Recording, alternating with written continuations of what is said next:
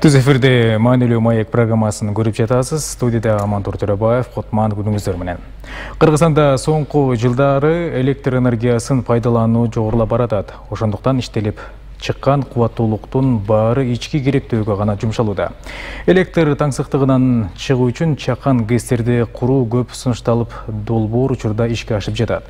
Негизи эле өлкө энергетикасынын өнүктүрүүнүн жолун кантип табуу керек? Алдыда өлкөнүн энергетикалык дарамети тууралуу темада кеп кылуу үчүн студиябызга Чакан ГЭС ачык акционердик коомунун башкы директору Нурлан Садыковду чакырганбыз. Саламатсызбы? Котман күнүңүз менен айтсаңыз, соңку мезгилде Чакан ГЭС долбоорлору улам популярдуу болуп жатат. Бул канчалык деңгээлде энергетикалык таңсыктыкты жабат? Албетте, бүгүнкү күндө жалпы Чакан энергетика бүгүн өнүгүүгө толук шарттар түзүлгөн. Эмне дегенде өзүңөр белгилүү болгондой тиешелүү мыйзамдар, тиешелүү иш аракеттер, бийликтин атынан баардыгы бутактарда ушу колдоо көрсөтүлүп атат. Биздин Чакан ГЭС боюнча маалымат берип кетсек, жалпы бизде мекемеде 9 ГЭС бар. 9 ГЭС бүгүнкү күндө көп жылдан бери иштеп, элге электр энергияны бөлүштүрүп жеткизип берип атат. Эң негизги биздин электр энергия өзү өндүрүлүп, өзүбүз жеткизип беребиз. Басы белгилеп кете турган нерсе, бул баардык Чакан ГЭСтер бул чүй өрөөнүндө жайланышкан. Бул Бычка дарыясынын келген сууларды иштетип, ошо ага баткан суудан электр энергия өндүрүлүп чыгып атат. Жалпы айтып кетсек, бүгүнкү күндө кандай ирригация болуп, канчалык суу бериле турганбыз, ошонун көлөмүнө жараша, ошонун агымына жараша гана биз электр энергия өндүрүлүп чыгып атат. Бул албетте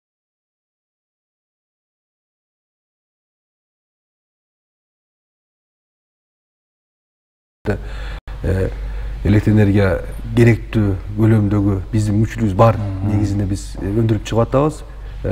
Бул чүйдө жогору айтып кеткендей 9 ГЭСибиз бар, анын бирөөсү Быстровка ГЭС деген бар, ал кеминде жайланышкан. Ал Орто Токойдон суу сактагычтан аккан суунун көлөмүнүн негизинде ирригация мезгилине гана иштөөгө шартталган. Башкача айтканда, Орто Токой суу сактагычында болгон суунун канча көлөмү бизге чыгарып бере турган болсо, ошо ирригация кеткен сууну биз өндүрүп, керектүү бизге мисалы 40-45 куб секундасына гана иштетебиз. Калган сууну биз мынтканда обводной канал, башка каналдар менен, башка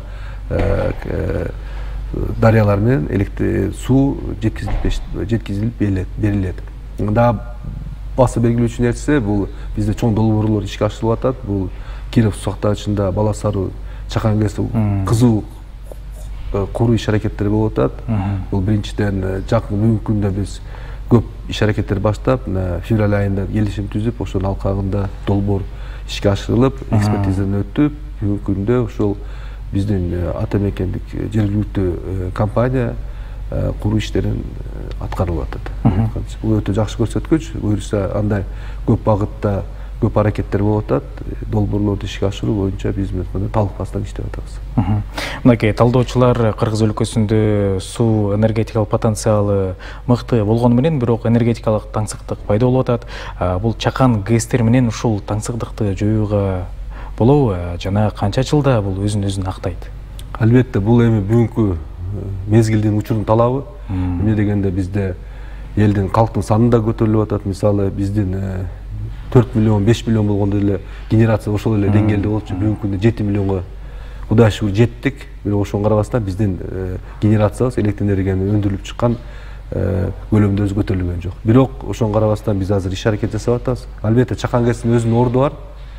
Жайкы мезгилинде суу келгенде, ирригация болгондо биз ушу электр энергияны өндүрүп чыгып, керектүү жергиликтүү ушу ГЭСтерге жакын жайланышкан райондорго, айылдарга электр энергия жеткизүүгө, мындай айтканда, жоготууларды төмөндөтүп берүүгө толук кандуу шарттар бар.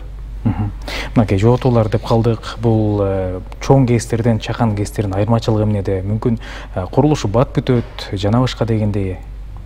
Албетте, бир нече бул өзгөчөлүгү бар. Биринчиден, тез арада, мисалы чоң ГЭСти мындай куруу үчүн бул өтө көп каражат керек, талап кылат, убакыт көп кетет. Эмне дегенде бул өтө мындай гигантизм, чоң мындай стройка болот, курулуш болот, ага ошого жараша талаптары бар, ошого жараша иш аракеттери бар, ошого жараша техникалык чечимдер бар да.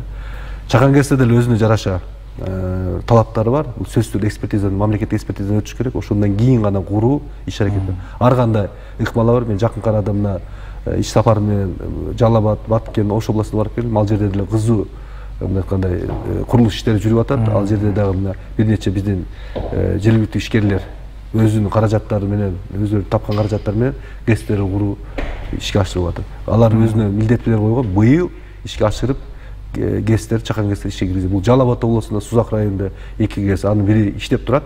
Анын кубаттуулугу 1,2 мегаватт болсо да, ал өзүнүн салымын кошот.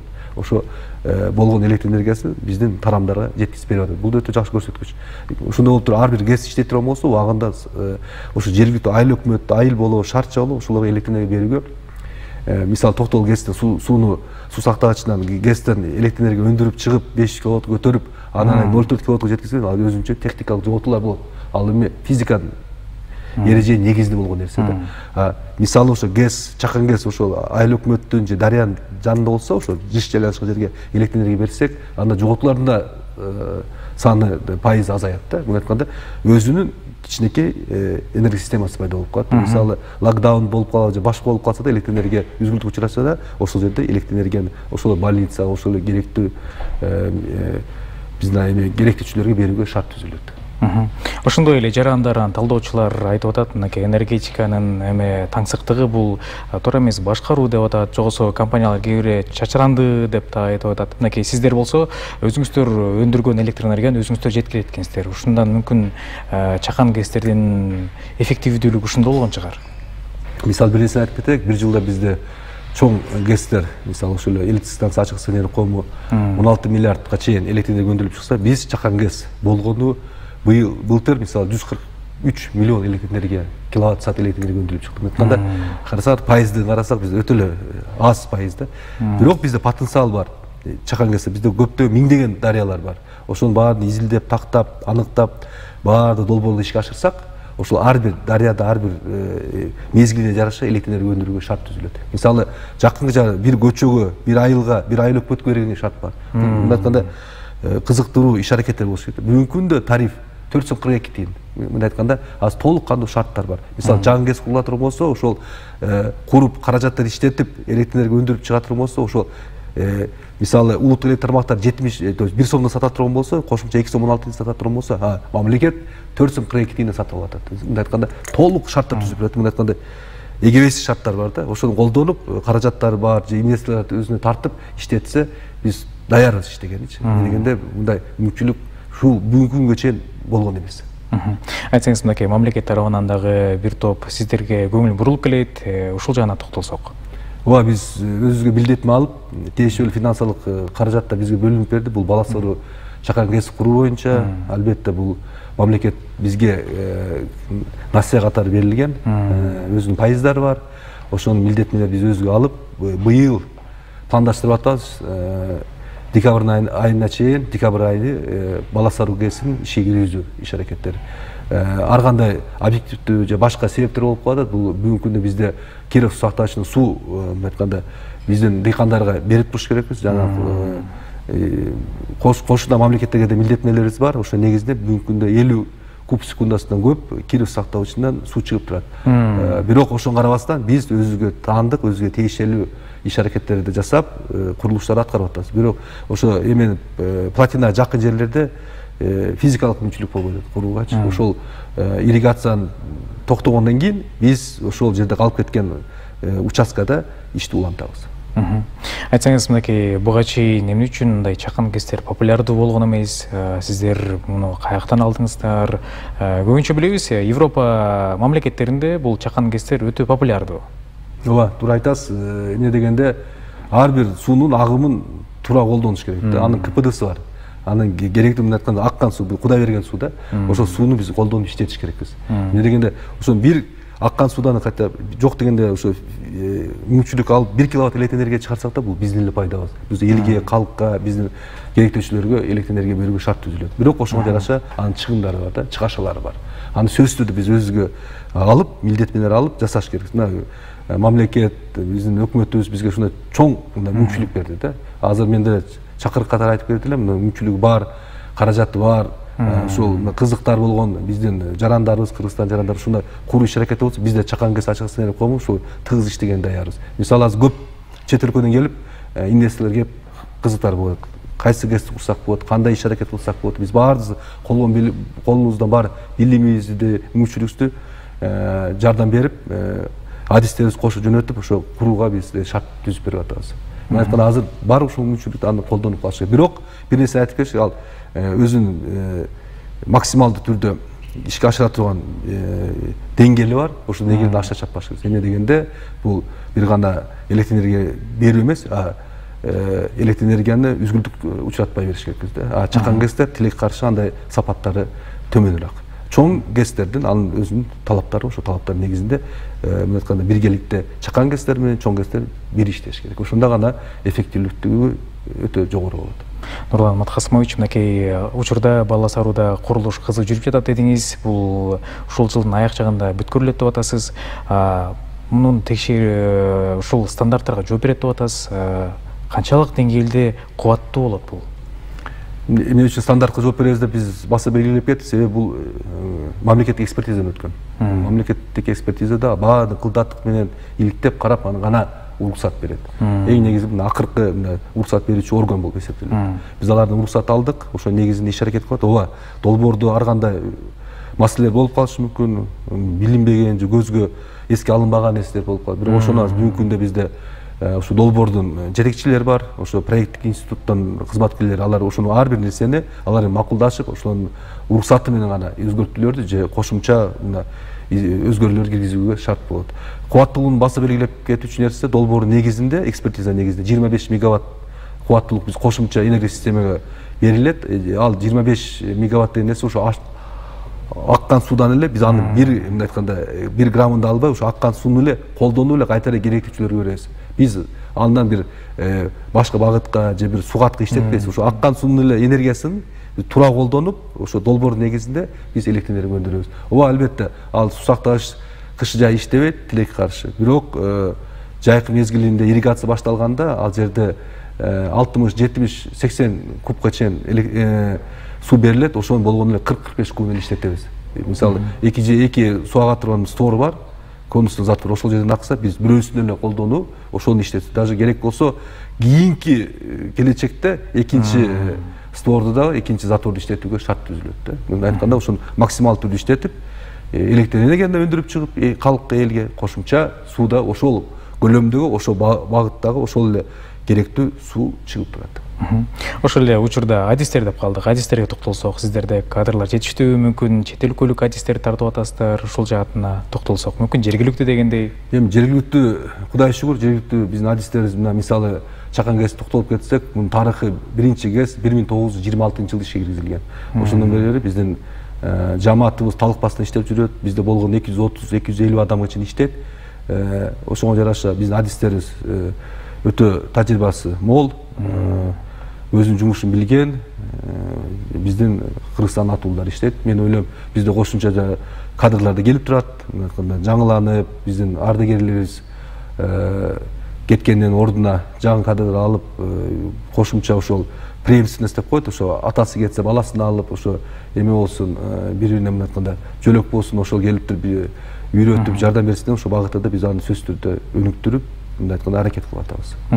Кызматташууларды да айта кеттиңиз, мүмкүн башка мамлекеттер менен да кызматташып атасыздар, мүмкүн сиздерге донорлор тартып атасыздар дегендей каражат тартуу үчүн. Бала Саруудаа токтолуп кете турган болсо, бизде австриялык компания тендерге ошонго ыйгарылган, алар утуп алышкан. Убагында бүгүнкү күндө жеткизүү иш аракеттери болуп атат. Ошо тиешелүү жабдуулар, тетиктер баары келе атат. Бүгүнкү күндө Австрия менен Турцияда ошол фуралар чыккан, автоунаалар, алар тиешелүү жабдууларды, тетиктерди ГЭСтин өзүнө орнотуп иш аракеттерибизди баштайбыз. Ал Global Hydro деген компания, Европада чоң мындай айткандай авторитетке ээ болгон компания. Алар көп жерде ушу Чакан ГЭС багытында мындай айтканда көп компаниялар, көп мамлекеттерде иштеген фирма. Биз алар менен тыгыз иштеп турабыз. Жакын арада поставка башталса, бир август-сентябрга чейин тиешелүү керектүү жабдуулар келе турган болсо, биз орнотуп наладка кылып, алар шеф инженер деп коет, алар келип баардыгын карап, орнотуп, дагы кошумча ишке киргизилгенде да өзү мүнөтүнө жараша алар гарантия беришет. Ошол негизинде иштейбиз. Баса белгилечү нерсе, бул куручу компания баары жергиликтүү компания. Биз сырттан бир да компанияны алып чакырып же иштеткени жокпуз. Баары биздин жергиликтүү кыргыздын жарандарын иштеп атат бизде. Бул да өтө жакшы көрсөткүч. Эме дегенде бара-бара үйрөнүп, көп кестерде да буюрса келечекте ишке киргизилет. Ошол жерде бизде тажрыйба алып, ошол жерден мындай айтканда мүмкүнчүлүк түзүлүп, көп кестер курууга шарт болот. Эл аралык долбоорлор боюнча айтып кетсем, жакында эле бизде Лебединовский ГЭС боюнча чоң иш аракет болуп, ратификация болуп, өкмөт өзү жардам берип, биздин ажообуздун көзөмөлүндө жаңы долбоор ишке ашырылат. Бул реконструкция, оңдоо түзөө иш аракети Лебединовский ГЭСтен бар. 1942-жылы ишке киргизилген. 48-жылы бүткөн иш аракеттер ошондон бери менен иштеп жүрөт. Бүгүнкү күндө ал эскиге жетип, талаптарга дагы стандарттарга жооп бербей калды ГЭСибиз. Ошону биз донорлорго кайрылганда алар ошону изилдеп, тендер өткөзүп, техник экономический негиздемелерди. Ошонун негизинде алар бизге каражаттарды бөлүп берди. Бүгүнкү күндө жогорку кеңеште колдоп берди. 3 окуудан өттүк. Жакын арада тиешелүү буйруктар чыгат.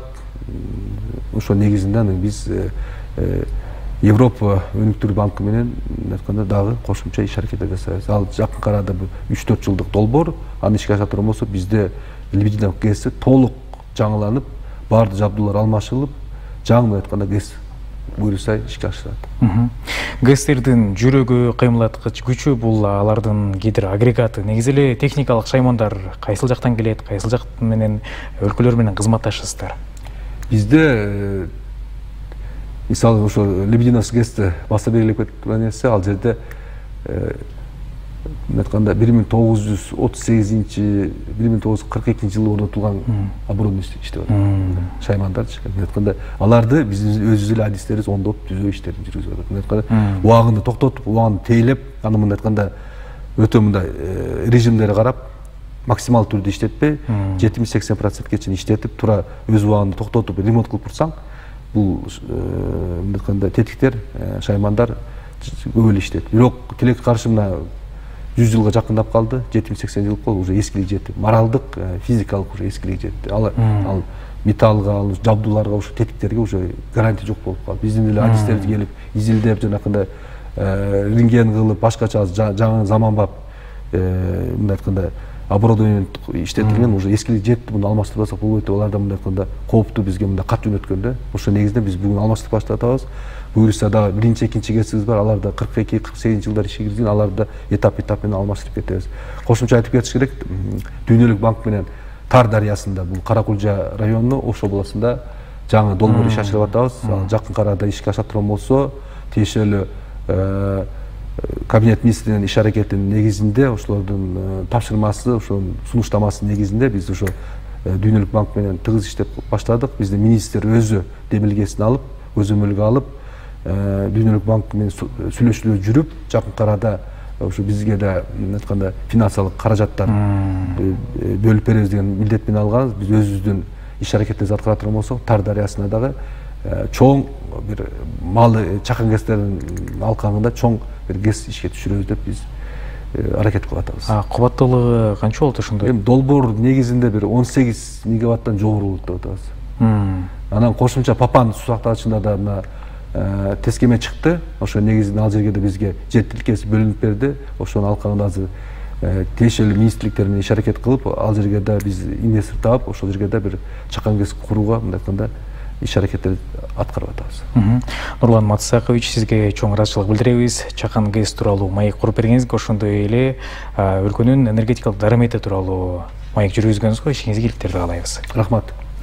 Урматтуу телекөрүүчү, маанилүү маек программасында Чакан ГЭС ачык акционердик коомунун башкы директору Нурлан Садыков менен маек жүргүздүк. Саламатта калыңыздар.